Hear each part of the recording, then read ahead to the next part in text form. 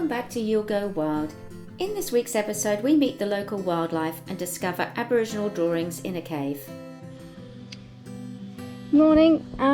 So how fantastic is this to wake up to this view every morning? And we have for the last 3 mornings woken up to this. I reckon if here's not so bad. It's quite calm in this little bit, but I bet if you go past the thing, I reckon you fly a bit quickly. I reckon it's a lot faster than it looks.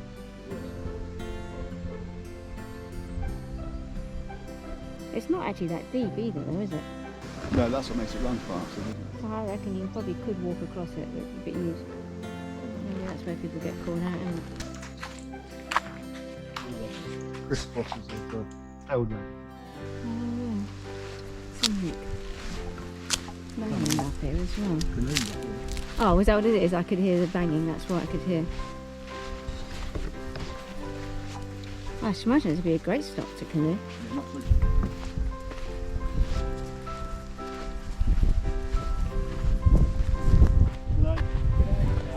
Hi. We've got to paddle back.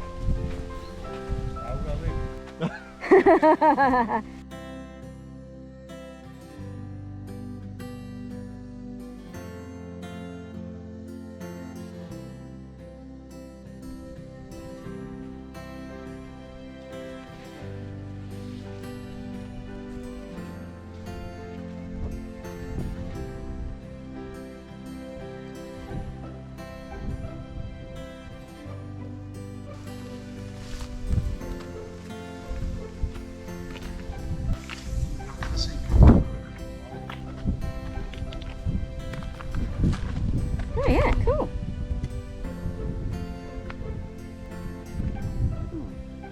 Not native, is it? No idea. Actually. Cool, isn't it? Oh, I always thought cactus were South American things.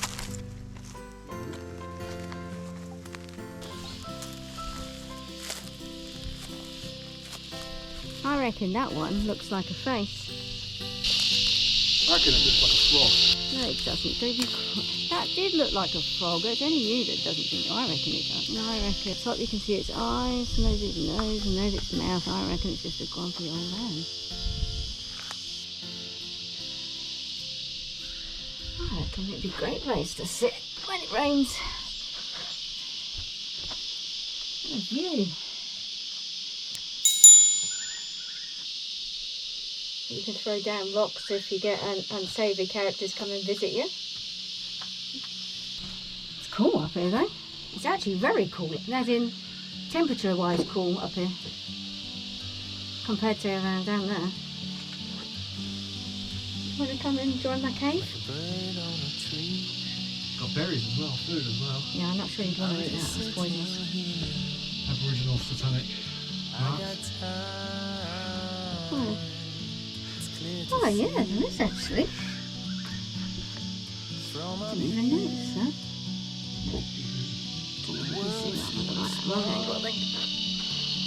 So you thought that you were the first person up there, didn't you? No, I didn't think that at all.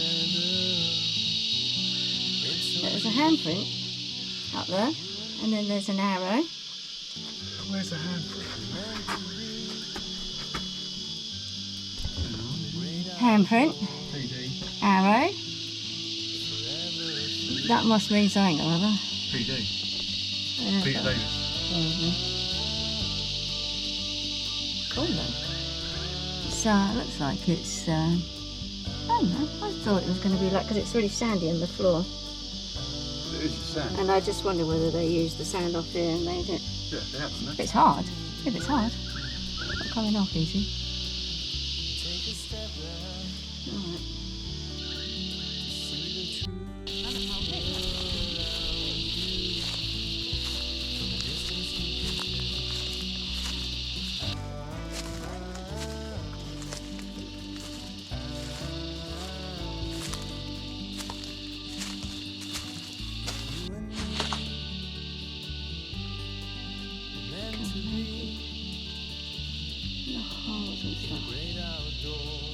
The different colours in the rocks where the waters have gone in and washed through.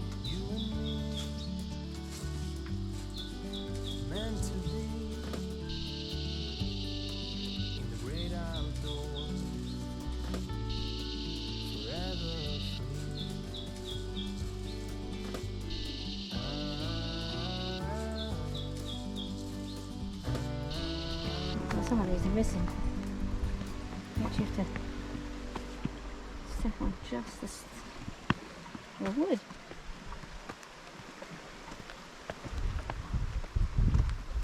We head back to the campsite to change into our swimmers and head in the other direction, downriver. Anyway, this is the campsite. Now this is one of the pictures. Got a table, fire pit. I'm assuming you can go beyond the trees and camp there if you could get your car in. And then you've got your fire pit here. And obviously there's us there. And there's nothing to stop you camping on there, anywhere along here.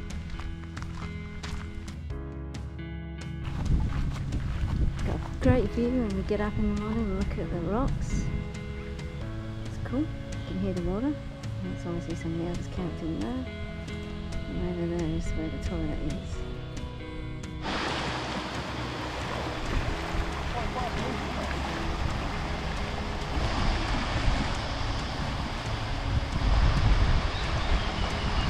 See, at least whatever happens, you're just going to climb into that tree, so it'll be fun. Oh, oh, you've got a favourite friend over there on the tree. What?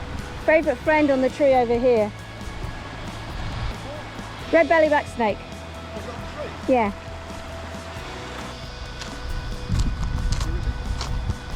On the tree.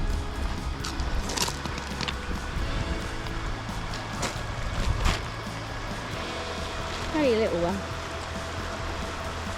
So here's a little red belly black snake. And as long as you avoid them and don't annoy them, they'll leave you alone. They're actually not that bad. They're awesome, they're really little hide. Anyway, we'll leave him alone because he's warming up to in the sun. So we'll leave him be.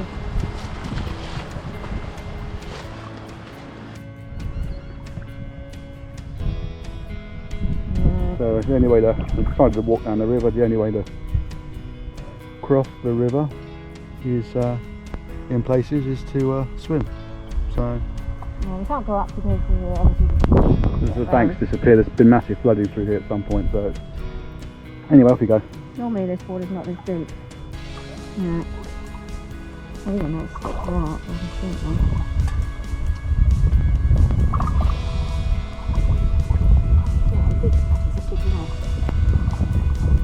Swim from there.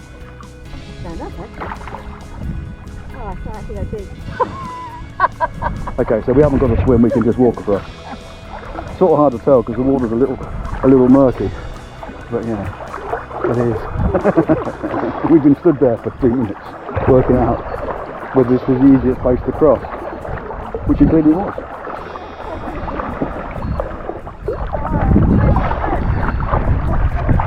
So we've crossed the river a couple of times now. One we did have to swim, which is what we thought we had to swim this time. But we obviously noticed the kangaroo prints. We know they're here because we've seen them. Emu footprints.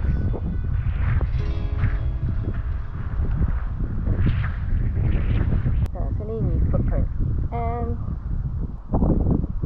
I would say they're reasonably fresh footprints. Not something that's been happening a couple of days or weeks ago, so I reckon that's a fresh footprint. Not easy to say. And it was permanently now, look, since we've seen the red belly black snakes, been looking for snakes. And we thought this was one. But unfortunately this one's not deadly at all. Because it's a fan belt. It's a belt, yeah, it's a fan belt or something of someone's car. But and I would pull it out, but it's actually wrapped itself around the roots of the tree, and I'm not sure if I could get it out without a knife. So it's going to have to stay there, unfortunately. Alright, so we start our way back against the current.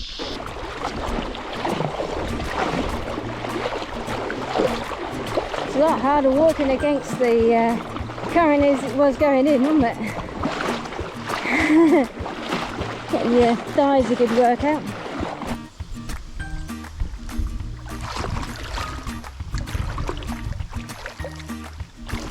These are sandpaper figs, and you can tell that because they're sandpaper figs because they're really rough. Feels like sandpaper, and they grow fruit on them. Put them down and make them into jam. So it's the best way to eat them.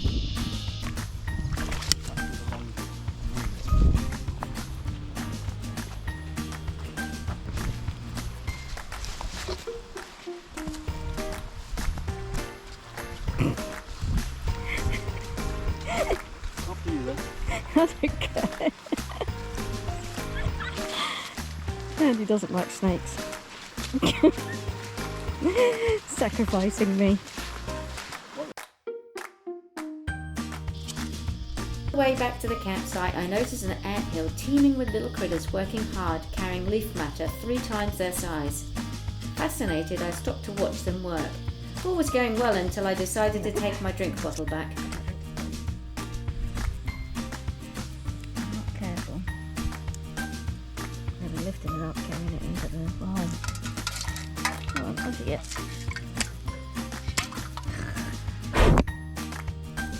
Oh, the evil little critters as well, they bite. Oh, get off! Ouch, ouch, ouch. Oh, I'm really might even sacrifice my drink bottle. I have to bottle it from that, I think. Kick it on the way home.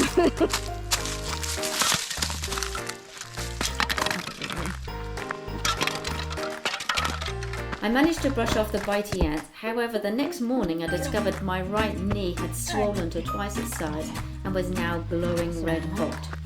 Luckily, I have well-stocked first aid kit just in case. Sadly, it's time to move on. It doesn't take long to pack the camper trailer down, especially if I speed up the video.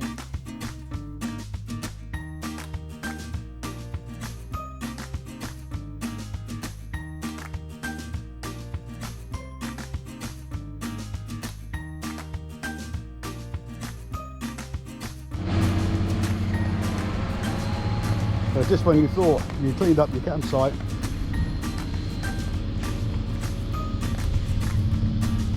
your mate here came to give us a hand.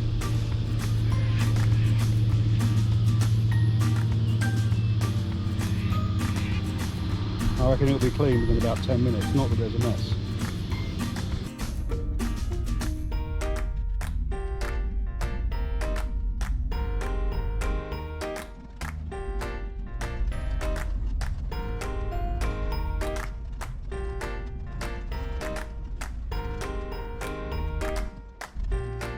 It's only a short journey from Mudgee to Goulburn, so we take our time, but it's not long before we are taken on another detour. This is the local coal line. They are apparently doing maintenance on the track and on the road. We wasn't sure if this was the right way, so we did do some checks before we drove on, as it would be virtually impossible to turn around.